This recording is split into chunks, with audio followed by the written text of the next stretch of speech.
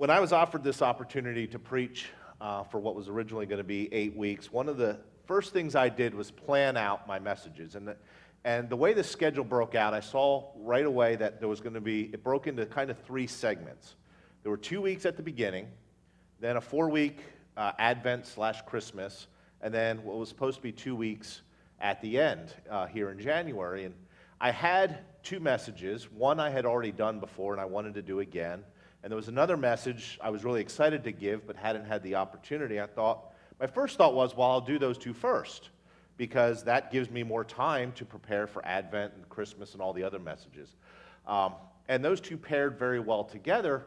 But then when I started to look at it, I'm like, but I really need a 3rd week to finish that up. Like, they're great together, but there needs to be a conclusion. I'm looking at the schedule going, but I don't have 3 weeks unless I don't talk about Advent, and I wanted to do that.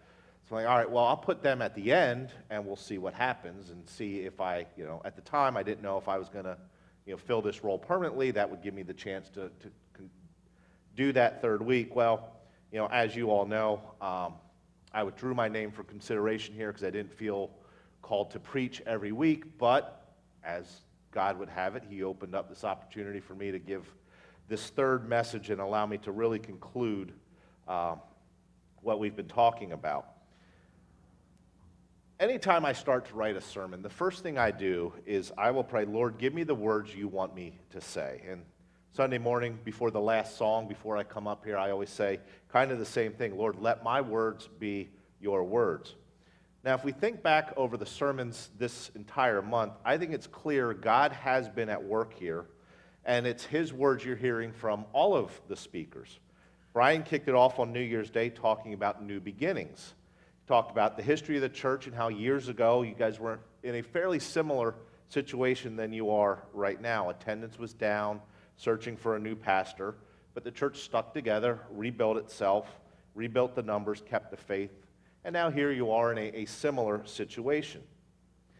He related that to how we can have new beginnings in our own personal faith as well, regardless of your age and situation, and he gave several biblical examples of people who went through a struggle or 2 in life and got a new beginning. Then we got to the 2 messages that I had been saving. 3 weeks ago, we talked about us taking a step of faith, and we looked at the story of Peter walking on the water, and how I asked you, what step of faith were you being asked to take in your personal walk? 2 weeks ago, I talked about walk of faith, and that message was centered on asking what Bible verses are speaking to you from your current perspective and where you're at in your walk with God right now. So if you notice, Brian's message and my messages this month worked very well together. Brian's message was one about getting a fresh start. Well, if your faith is standing still and you need that fresh start, how do you do that? You take a step of faith, and after you take a couple steps, you're on a walk of faith, like we talked about 2 weeks ago. Last week, David's sermon on contrast also tied in beautifully with this month's messages, and I'm going to go into some more details on that later, but you could see even last week God's hand at work in this church. If you remember, David mentioned the last song that Lloyd had sung, which on YouTube, they didn't have what it was, so I'm not exactly sure what the song was, but David saying right away, it fit so well, he asked Lloyd to come up after the message and sing it again. And as David pointed out, those 2 didn't communicate about it. That was just God's planning, lining up the message in David's heart and the songs in Lloyd's heart. So I think it's clear God's hand is still at work here at Grace Community Fellowship. In fact, I think you could call the sermons this month, including today's, really a 5-week sermon series. Now, I might call it an unplanned sermon series because David, Brian, and I had no communication about what anybody is speaking. We just each did our own independent lessons. David didn't reach out to me. Brian and I had 0 communication. So I said, I might call it unplanned, but obviously God had a plan. God had a message that He wanted this church to hear, and through the 3 different speakers, we have one unified direct message. One more sign that God is at work in this church. When I said I was originally laying out that schedule, I had step of faith and walk of faith reversed. I was going to do the walk of faith message first, but as we got into January and I started to really prepare those messages, I really felt God telling me to flip it. And I didn't know why, So I gave the Step of Faith message, and afterwards, I won't say who, but one family came up to me and said, that message was perfect for us this week. We were having an issue, and it came down to us saying, we really just need to take a step of faith and do this. And then a few days later, I preached on taking a step of faith. He said that was just affirmation. So they needed to hear that week. So God told me, no, do that one first. Because just like when I get up here, it's not my words or God's words. I'm just the messenger. It's God's schedule as well. So between all these messages this month, you may have noticed a bit of a theme. It's basically a call to action, trying to push you to improve your own personal faith. Brian talked about how you can have that new beginning as we began the new year, since he was preaching on January 1st. And specifically, he mentioned New Year's resolutions at the beginning. Well, statistically, as we end January here in a couple days, 2/3 of people that have set a New Year's resolution this year have already given up on them. At the end of today, this year will be 8% over, and 2/3 of people have given up on their New Year's resolution already. So why wait till January 1st next year to try again? As Brian said, you can have a new beginning at any time. Well, how do you do that? With our faith. We take a step of faith, which becomes a walk of faith. And after you've taken a walk, what do you have? Behind you, you have a trail of faith, like we're going to talk about today. So as I sat down and started to really prepare this week's message, I was just really amazed to look back at what all God was doing this month in this church, and how all these messages were blending well together. And as I was praying for this week's message, the one word that came to my mind was legacy. So when we look back at our walk of faith and we look behind us at our trail of faith, that's really about what kind of legacy are we leaving. So what has happened along your trail? Or more importantly, our focus for today, who did you impact along the way? And while the messages this month have focused on our individual walk with God, today I want to focus on two components of legacy. One is our own personal faith legacy, and the second is the legacy of the collective group of Christians assembled here as Grace Community Fellowship. Both you personally and this church have a legacy, or as I'm calling it, a trail of faith. Now, if you think about Bible verses on legacies, you may struggle to come up with some because there's not a whole lot that's directly discussed about this subject. One that might come to mind is Proverbs 13, verse 22, which says, "A good person leaves an inheritance for their children's children, but a sinner's wealth is stored up for the righteous." Now, far too often, this verse gets used for materialistic reasons. What are you leaving your children or their children or your grandchildren as an inheritance? Again, focus tends to be on the materialistic. In reality, if I gave you the opportunity to leave your children, $1 million or a strong faith, I would hope most of you would pick the strong faith and leave me the $1 million. I mean, so I could give it to the church, Paul. That's because of my heart, right? Now, for some or maybe many of you, you've actually already successfully done this. Your children and grandchildren have a strong faith, and that's part of your legacy. I have with me my grandmother's Bible and Laura's grandfather's Bible. And part of their legacy is in here. There's not a page in my grandmother's Bible that doesn't have some sort of highlights or notes. I mean, you flipped, there's notes, highlights all over this thing.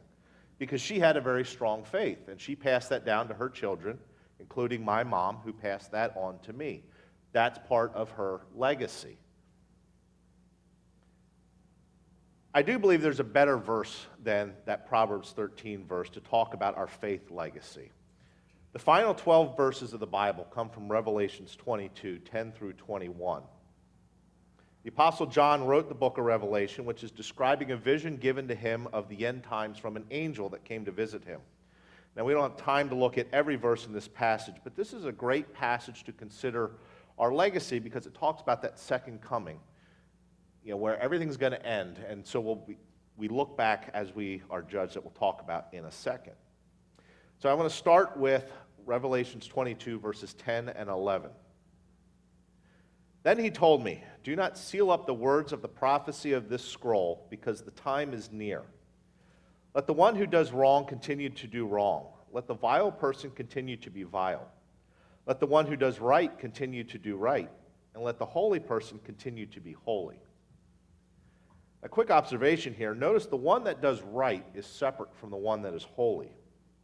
So you can be a good person and do right things, but that doesn't make you holy in God's eyes. Only those who believe in Jesus and whose sins are forgiven by God are holy. So do you want your legacy to be one of being right or being holy? Should this church be known for being right or being holy?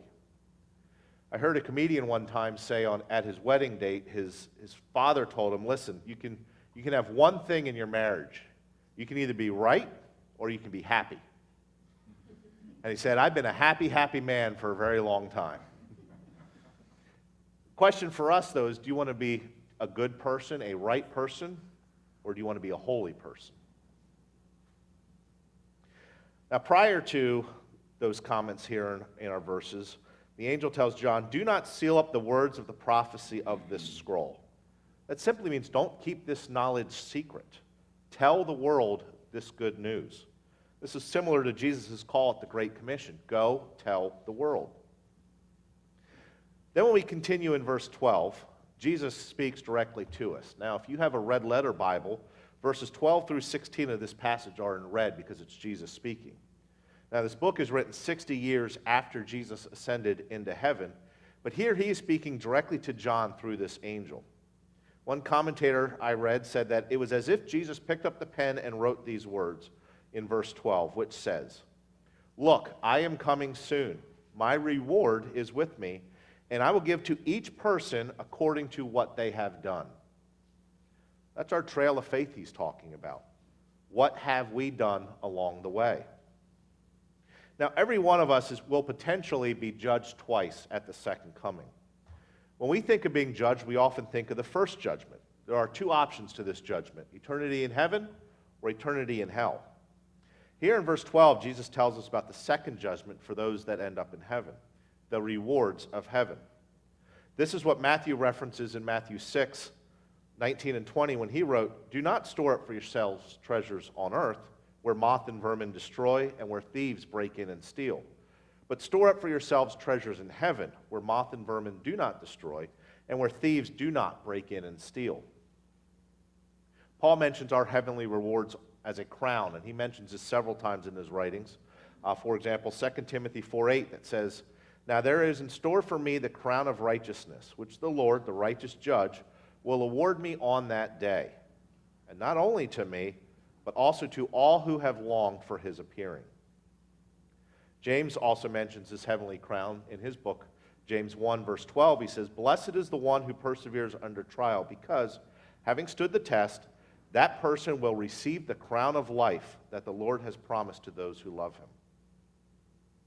And final example, Peter mentions the crown as our heavenly reward as well. Now, in this verse in 1 Peter, he's talking directly to elders or leaders of the church, but it's clear when you look at all the passages that this reward applies to all Christians.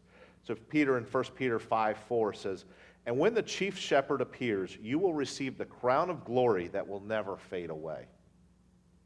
Chief shepherd appearing is Jesus' return. So if we are intentional about our walk of faith, you will leave a legacy through your trail of faith that will be rewarded in heaven. It's not the materialistic things we have here on earth. It's those heavenly things that we are doing. Moses wrote in his farewell letter to the Israelites, which we know as the book of Deuteronomy, he wrote this in Deuteronomy 6, verses 5 and 6. Love the Lord your God with all your heart and with all your soul and with all your strength. These commandments that I give you today are to be on your hearts. Now, most of us probably know that verse, especially verse 5, love the Lord your God with all your heart, with all your soul, and with all your strength. Maybe more importantly is the very next verse, Deuteronomy 6:7. Impress them on your children. Talk about them when you sit at home and when you walk along the road, when you lie down and when you get up. Impress them on your children. This is how we build that trail of faith, that legacy. This is storing up treasures in heaven. So how many lives have you kept out of an eternity in hell? because maybe you helped them find the love of Jesus. Now, maybe you weren't there at the end. Maybe you can say, I've never led anybody directly to the Lord. I've never been part of that final conversation. There are studies that show it takes anywhere from 3 to 18 times hearing the gospel for somebody to come to a saving faith in Jesus. So maybe you weren't ever there for that final conversation, but you planted the seed. Maybe you were the first or the second or the seventh conversation along the way through teaching a Sunday school class or a Bible class at Bible to School, which ironically I'm going to talk about here in a second. Something like that. I think that's just as an important part of the process than being the final conversation. To put this into a perfect Lancaster County farming illustration, who is more important to getting a piece of corn on the cob on your dinner plate?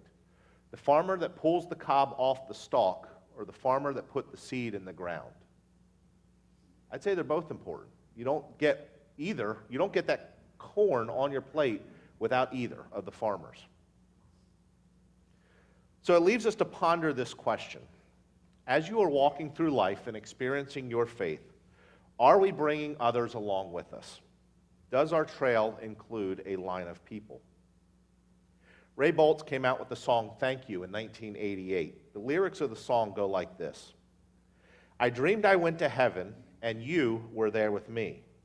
We walked upon the streets of gold beyond the crystal sea. We heard the angels singing.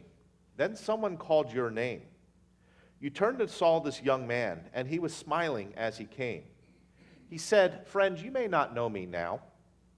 And then he said, but wait. You used to teach my Sunday school when I was only 8. Every week you said a prayer before the class would start. And one day when you said that prayer, I asked Jesus into my heart. Thank you for giving to the Lord. I am a life that was changed. Thank you for giving to the Lord. I am so glad you gave. And another man stood before you and said, remember that time. A missionary came to your church, and his pictures made you cry. You didn't have much money, but you gave it anyway. Jesus took that gift you gave, and that's why I'm here today. Thank you for giving to the Lord. I am a life that was changed. So you may not know until we get to heaven just what kind of impact your trail is having, your legacy. But using these song lyrics, at each act described here required a conscious decision on this person. You used to teach my Sunday school when I was only 8. A missionary came to your church. His pictures made you cry. You didn't have much money, but you gave it anyway. Conscious decisions to teach Sunday school, to provide from the monetary resources God has given you. So you may not think you're leaving much of a legacy if you don't see the end results here on earth. But I can assure you, if you are doing the work of the Lord, you are leaving a legacy, a trail of faith, even if you can't see it. One of the many organizations this church supports, and one of my favorite local organizations, is Bible to School. Bible to School offers Bible lessons to children during the school day at off-site locations. 60% of the kids that attend Bible to School generally do not have a church affiliation. So they're brand new to this church idea. I want to share 2 quick stories Bible to School has recently shared on the impact they're having. A second grader recently shared the best thing he had learned at Bible to School. He says, quote, that God created me and loves me no matter what. I never even knew who God was before I came to Bible to School. The other one, a Bible to School volunteer, was on his front lawn when one of his neighbors came over. The neighbor said his children go to Bible to School and they love it. They come home so excited to talk about what they've learned. So the neighbor says to the volunteer, I don't know much about God. Will you teach me so I can talk to my kids about it? You guys are part of that legacy. Through your support of Bible to School, that's part of the legacy of Grace Community Fellowship. And maybe some of you give to Bible to School individually, so that's part of your individual trail of faith as well. So you may not see all the work that's being done on your behalf, but that's part of your legacy because you're part of that seed being planted. Let me read the second part, or part of the second verse of the song, Thank You again.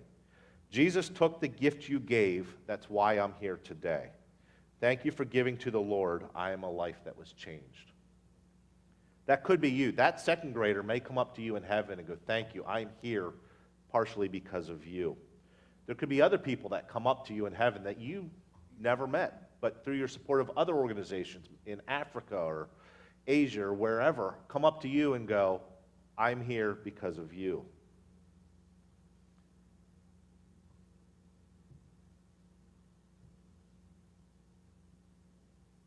One final thought about our individual trail of faith, and then I want to talk about the legacy of this church as a whole.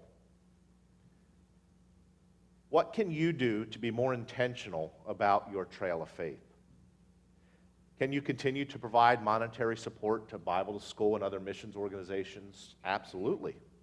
But that's a very passive way to do it. What are some more direct ways that you can get directly involved?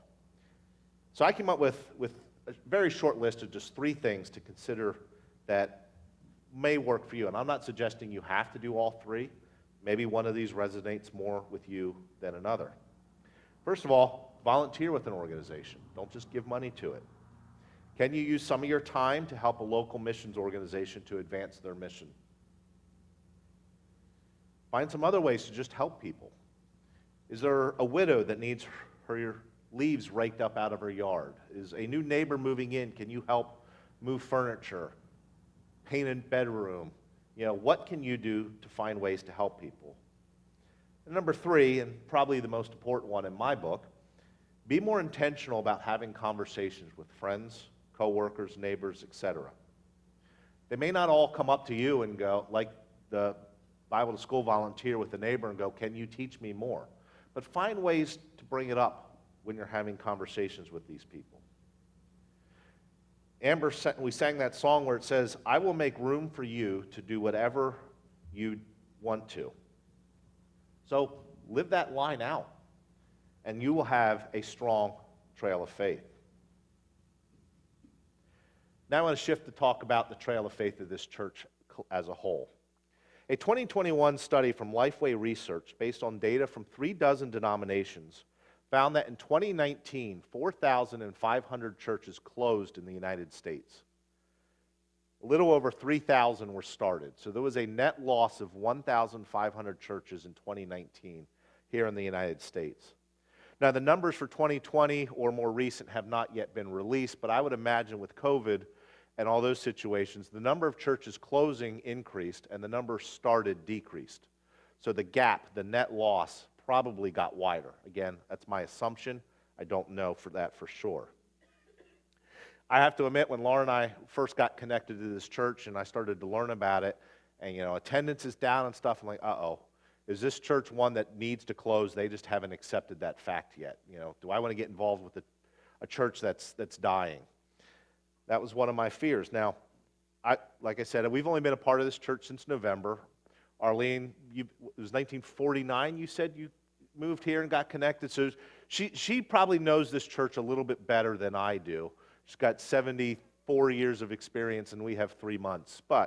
So I would never claim to be an expert, but I do feel like in preparing the sermon, God gave me a very clear message about this church that He wants me to deliver to you guys today.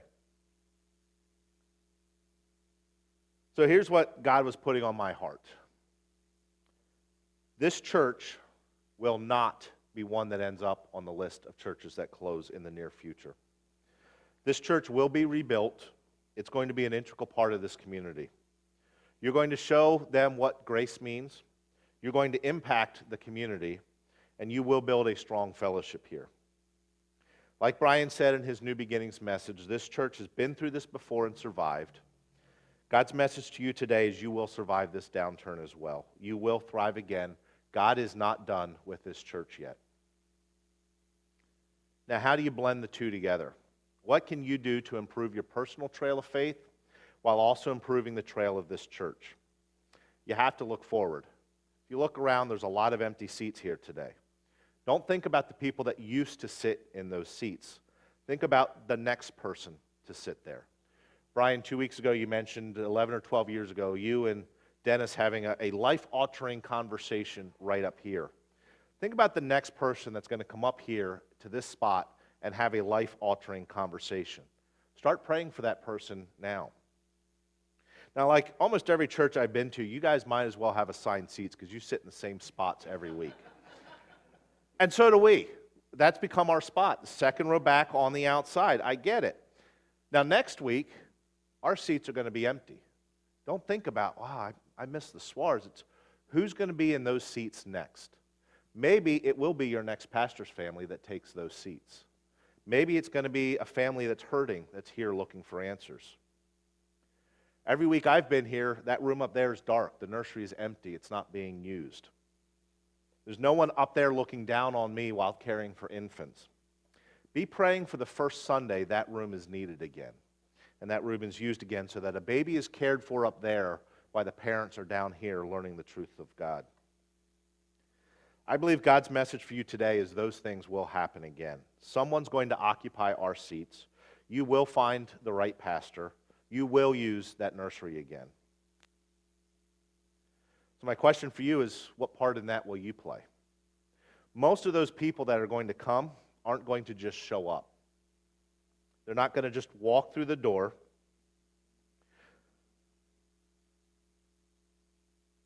So you need to take a part in this. Invite some people. If the weeks I've been here, the average attendance, I didn't count today, has been around 25, I think. If each of you this year invited one person to come to this church, you'd be a church of 50 by the end of the year. Next year, if you did the same thing and all 50 of you invited one more person, you'd be a church of 100 by sometime next year. So who should you invite? Well, there's no verse in the Bible that tells you to steal people from another church. So don't invite your friends that already are connected somewhere. Go find people that aren't connected to a church. Maybe they used to attend a church, but they've drifted away. Maybe they've never attended a church before. Bringing them in here, inviting them here, getting them to come here to hear God's truth will advance God's kingdom. Just imagine if this year, if we get 25 new attendees, 10 of which make a first-time decision for God, and the other 15 rededicate their lives to Christ. What kind of impact, what kind of trail will this church now have in advancing God's kingdom? Unfortunately, God hasn't given me all the answers. I don't know who your next pastor will be. I don't know how soon you'll find him. But I have complete faith this church will find the right person. The church will get through all this, and there is still a lot of legacy for this church to be left. David last week in his message mentioned the phrase divine procrastination. And just like Brian's message to start this month, I think his message fits so well with what's going on. God could have led you to the right pastor right away, but he hasn't yet. For some reason, he's waiting. Divine procrastination. And I don't know why. Maybe your next pastor is still finishing some training that will be vital to his ministry here. Maybe he's doing something for the Lord in his current position, and God's not ready to send him here yet. Maybe there's something you guys need to do to prepare for him. I don't know. I wasn't given those answers. But trust in God's plan, and he will solidify the legacy, the trail of faith of this church. Now, once you've finished this transition phase and you have your new pastor, maybe then the timing will make sense, and you'll see that, oh, I know why it took till whenever to find him. It's because X, Y, Z. Maybe you'll get the answer, maybe you won't. I don't know. But I think it's clear in my short time here that all the signs are God's hand is still on this church, that God is still working in this church, and he's not done with you guys yet. So don't give up on this church, just like the Lord hasn't given up on any of you individually. Don't worry about your trail up to this point. Maybe it wasn't the best. That's okay. Take a new beginning, because you can't change that past. Focus on making your trail the best trail from here forward.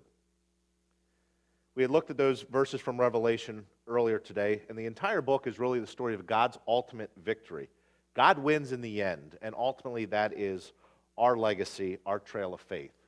And so focus on those heavenly rewards. And the Bible closes out with the last two verses of Revelation in chapter 22, verses 20 and 21, when it says, "He who testifies to these things says, 'Yes, I am coming soon.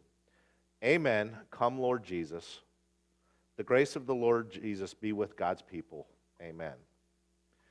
Again, for those with the red letter Bible, you know that yes, I am coming soon is Jesus speaking again. And that's, in essence, his final words to us, a reminder that he is coming again for us at any time. So are you prepared for that? Do you have the trail of faith you hope to have? And if not, what can you do this week to start creating a trail you can be proud of? So God's final words to you, using me as the messenger, is simply this. Keep fighting. Fight for your own trail of faith, but also fight for the trail of faith of this church. Draw closer to God individually, which will draw this church closer to him collectively as well. Build up those rewards in heaven, and God bless you all.